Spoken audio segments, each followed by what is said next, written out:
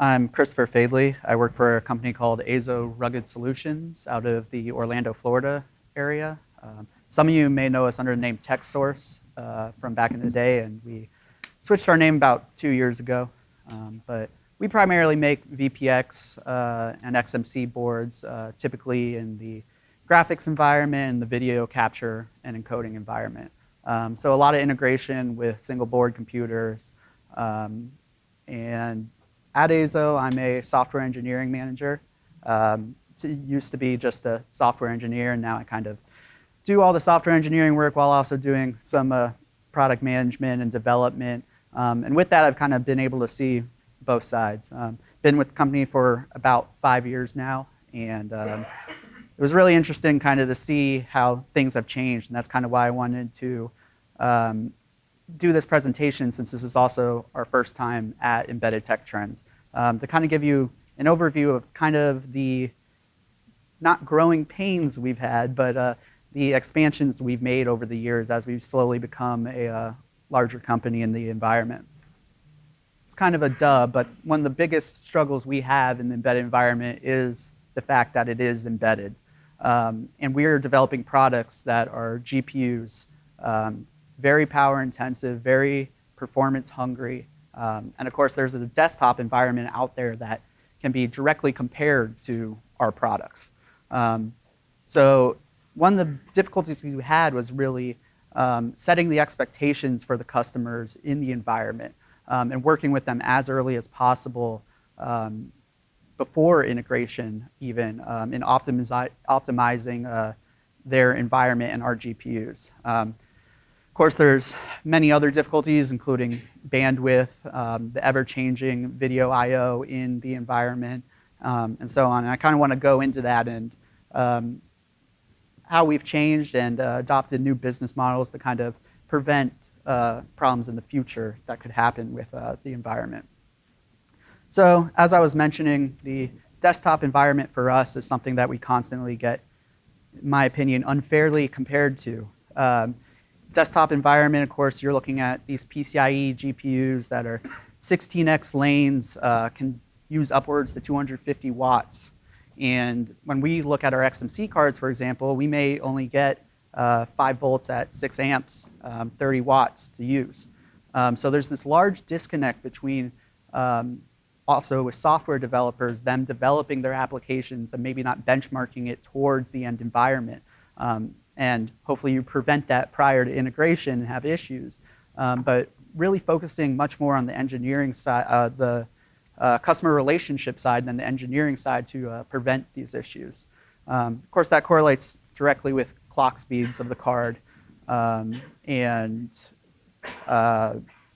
increasing and reducing the clock speed depending on the end environment. So what do you do in this situation? Really is you're limited to only a couple options when it comes to increasing the throughput of a GPU environment. And of course, that's power and heat efficiency, as well as just increasing the performance of the technology per watt. So over the years, we've made a lot of changes to our heatsink designs over the years, even our PCB cutouts and how the heatsink interacts with it for better rail-to-rail dissipation of the heat. And really from the get-go, we used to handle a lot of TV data, and we could be a little more lenient with our heatsink designs. But as the power's kind of outgrown the XMC environment, we really have to focus from day one on a design taking into account the power in the environment. So that comes into effect with part selection, the size of the parts. Maybe one's more efficient but larger than the other.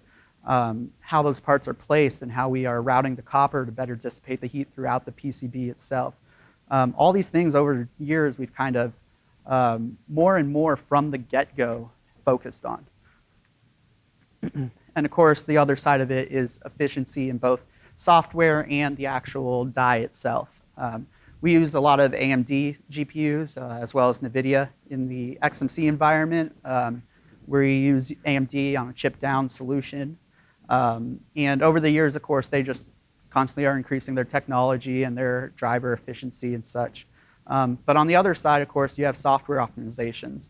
And working with the end customer from the get-go on their application, kind of showing them, hey, we have these graphics APIs, and on these certain on these certain GPUs, you will have a more efficiency on an older DirectX versus a newer DirectX, an OpenGL and such, and really presenting to them from the start, here's our recommendations for how to get the most performance in this environment that's embedded.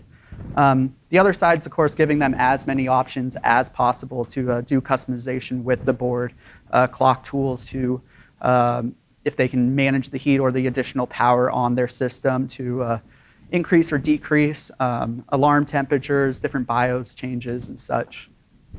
And of course, this is just kind of a quick demonstration of GPUs. In the desktop environment, everyone's pushing more power. But what we really care about is performance per an individual watt. So this is kind of an interesting graph. It is in desktop environment, but it's a normalization of that. And you can kind of see the general increase as we try and keep up to date with the latest technology in the GPU environment. The other big thing we always encounter, of course, is bandwidth. And that's both in a PCIe domain as well as the network domain in our encoding products. The desktop environment is, of course, typically you're getting a dedicated 16x lane slot to work with. If you have multiple cards, that will be split between them. But oftentimes the max we're going to get is going to be 8, and we really have to assume 4 from the get-go, especially in our video capture products where we're moving a lot of video data in between. The other side of this is we often are integrated with switches where the data may be muxed with other products, including on our board itself, if we have a GPU and a video capture on the same board. So really benchmarking from the get-go what the data size is going to be going in and preventing those bottlenecks before they happen. So this is kind of just a breakdown of video, which is kind of moving very, very quickly. You see in the consumer side, 4K is already propagated all over. 8K people are trying to push now. The military is always a little bit behind in the fact that they are large gimbal sensors, but most of them now are HD. We're getting less and less inquiries for legacy TV camera support. So a lot of 720p, 1080p video streams that we have to manage. So we used to only make Generation 1 PCIe cards just because we can be more lenient with the requirements for the routing and such. But that was when we used to do TV and lower resolutions, and furthermore, the resolutions that are interlaced, so half the data. As we go further along, though, and the video data, a lot of times customers want in a 32-bit pixelation to get better performance, we've had to change this, of course. So as we go along the way with 1080p 60, we've had to switch over to Generation 2 to support multiple streams, which is pretty common. And now newer products of ours, we've jumped furthermore to Generation 3 to be able to support 4 1080p streams and trying to prevent the 4K resolution issues that I'm sure are going to propagate at some point in time. Generation 4, of course, is slowly coming out. This year seems to be the first year we're going to see motherboards with it on a desktop environment pretty well propagated. And of course, we're looking at that as well. PCIe, they're always doubling the bandwidth per lane over the years. And of course, with that, of course, it's very difficult to do and it requires a lot more work in the way they pixelize the bits and such. The other part of it, of course, is we're integrating with a CPU. So it's not just the general I/O bandwidth of the copper itself, but also what are they going to be doing on the CPU itself. And the need for us with a video capture product to utilize the CPU as the arbiter for passing all this data between all the parties. A lot of that came into software again and optimizing our drivers to take the video in and memory copy it around as efficiently as possible. In addition to that, we've done more and more peer-to-peer stuff with PCIe. A lot of these GPUs is where the end video data is going to end up. And lucky for us, a lot of the GPU vendors now are providing us more and more access to the actual memory realm of the GPU. So now we do a lot of direct to GPU video capture, where the video data just goes to the root complex of the CPU itself, but really he's just passing it through to the end user. So all you really have to worry about is the copper bandwidth of the PCIe slot, and not something, not all the other things that the customer may be doing in their application that could be hogging the CPU who's in charge of these. The other side is network bandwidth, and that comes into kind of encoding products of ours, where taking in a video, reducing the size, and distributing it out over a network. Oftentimes, video and the increase in resolution over time directly conflicts with the amount of bandwidth we have on these network streams. So we'll have a customer that will come to us and they'll say, hey, we have two 1080p 60 signals that we need to distribute over satellite to an end user. And we go, okay, what's the end bandwidth you guys have to work with? And they'll say something like 1 megabit per second. And I go, great. So raw video 1080p 60 at 32-bit per pixel, you're looking at 1.8 gigabits of data going through. And they want that down to 1. So some of the things we've done with that over the years is we've tried to stay up to date with the latest compression technology. We see H.265 slowly propagating more and more. Intel CPUs are now have it available in their processors, as well as a lot of the GPUs are providing this, which is just a much more efficient algorithm for encoding. The other things we provide are just hardware resizing, chroma subsampling that's a little more intuitive, frame rate dropping and filters and such. But the issue there is, again, handling the customer's expectations of what they're going to get. And I always talk about every customer comes to us with video encoding and a video raw capture, and they want 3 things, which is high quality immediately with a very small file size. And basically I tell them, well, you can only do 2 of those at any given time. So the customer earlier, for example, that says we have 1 megabit per stream, okay, well, we can provide all these additional filters and such, and they go, well, we also want it in under 50 milliseconds, and you just can't do it. And really, talking to customers and explaining this as early as possible to prevent issues down the line in the integration stage is something we've learned more than anything. You can be the most proficient engineer and put out the best product, but if the customer doesn't understand it from the get-go and how to utilize it properly and how to keep it as efficient as possible, it's useless. The other big thing we see with customers is just the ever demand to get all the functionality on as little PCB space as possible.